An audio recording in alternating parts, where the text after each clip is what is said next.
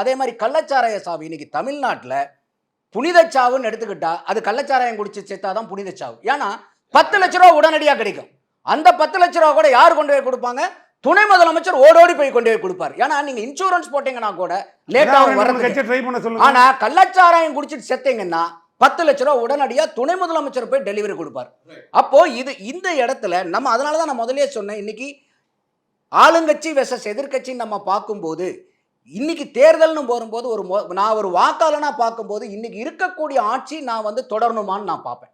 அப்ப என்னென்ன காரணங்களுக்காக தொடரணும்னு நான் பார்ப்பேன். அப்ப அந்த மாதிரி இருக்கிற இடத்துல இன்னைக்கு இவ்வளவு ஓட்டைகள் இருக்கு. இப்ப ஐயா சூர்யா கூட பேசும்போது ஆரம்பத்தில் சொன்னாரு, நாங்க வந்து மாநில உரிமையை பத்தி பேசுறோம்னு.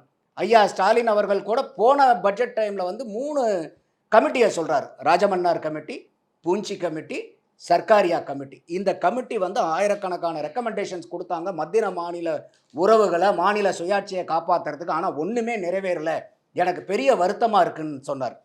இதெல்லாம் எப்போ வந்தது சார்? முந்தானேத்து வந்துச்சா? எந்த காலத்தில் வந்துச்சு? அது வந்ததுக்கு அப்புறம் தானே சார் நீங்கள் 15 வருஷம் மத்தியில் ஆட்சியில் உட்கார்ந்துருந்தீங்க. அப்போல்லாம் எங்கே போச்சு உங்களுடைய மாநில உரிமை?